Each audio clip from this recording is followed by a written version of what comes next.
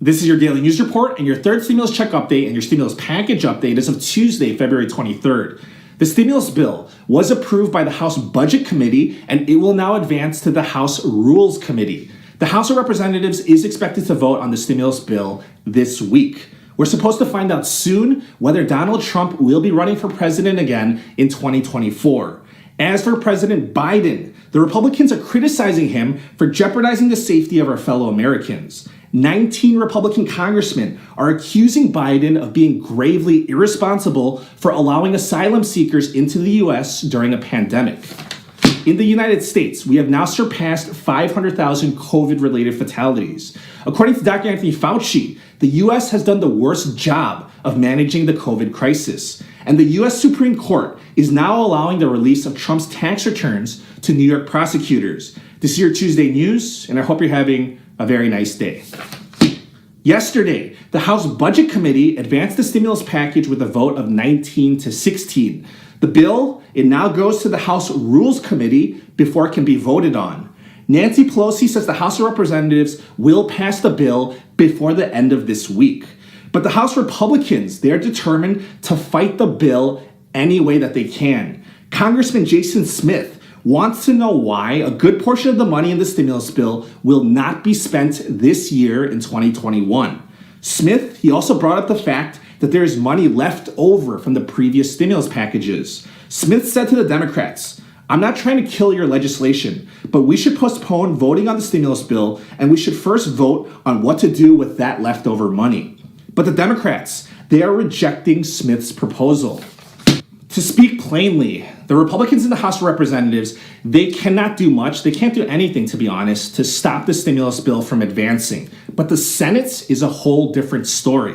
The Senate Democrats, they will have a very tough fight ahead. The Senate Republicans, they're going to try to change things in the stimulus bill, and they're also going to try to get things thrown out. Additionally, some items, they might get removed from the stimulus bill by the Senate parliamentarian. If those things get removed from the bill, then the Democrats, they will need to decide on how to react. The Democrats, they can accept the decision for the Senate parliamentarian to get rid of those items, and they can try to pass those items separately as standalone bills. Or the Democrats, they can try to challenge the Senate parliamentarian's decision and try to overturn the decision. But if the parliamentarian allows those items to remain in the bill, then the Democrats, they will need to convince Senators Joe Manchin and Kyrsten Sinema to vote yes to the bill because they are adamantly against the $15 minimum wage. Treasury Secretary Janet Yellen was defending the stimulus checks on Monday. At an event hosted by the New York Times, Yellen was asked about her opinion about tightening the income eligibility requirements for the upcoming stimulus checks, which is still a possibility during the Senate review process. Yellen responded by saying that millions of Americans lost income last year, and many of these people were ineligible for unemployment benefits or for food assistance. According to Yellen, the stimulus checks would address these pockets of misery. She added, "I believe we're going to be better off for it, and it's the right thing to do." In political news, President Biden's nominees are being confirmed in the Senate. Yesterday was the Senate hearing for Merrick Garland, Biden's pick for U.S. Attorney General. Garland said that if he is appointed, his first investigation will be the D.C. riots, which he described as the most heinous attack on the democratic process that he's ever seen. Garland was also asked about Trump's policy on separating immigrant families at the Mexican border. Garland replied, "I think the policy was shameful. I can't imagine anything worse than separating parents from their children." It's no secret that the Republicans and Democrats, they disagree on immigration reform. Yesterday, 19 House Republicans delivered President Biden a letter that says, "Your administration's far-left agenda is creating a new humanitarian crisis at the border by attracting droves of men, women, and children." The House Republicans, they're referring to Biden's reversal of Trump's policy where asylum seekers had to stay in Mexico while waiting for an answer from the courts. The Republicans are criticizing Biden for allowing thousands of immigrants into the country during a public health crisis.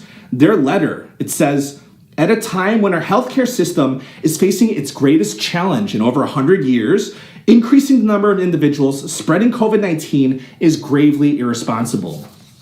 Donald Trump will be speaking at the Conservative Political Action Conference on Sunday.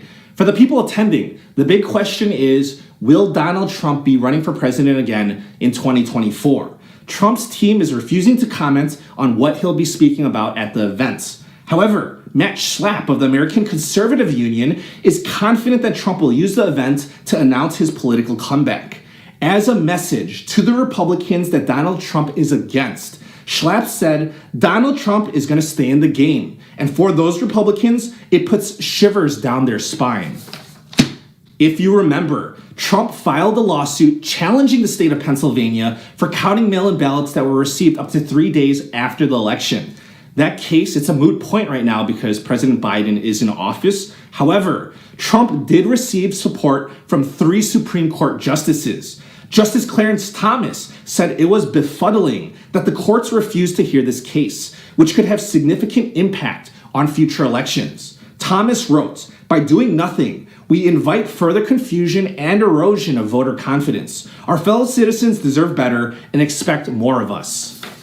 Regarding the COVID-19 news, yesterday afternoon, the United States surpassed 500,000 COVID-related fatalities. Those victims, they were commemorated by President Biden with a candlelighting ceremony with First Lady Jill Biden and Vice President Kamala Harris. Biden ordered all flags on federal properties to be lowered at half-mast to mark the solemn occasion.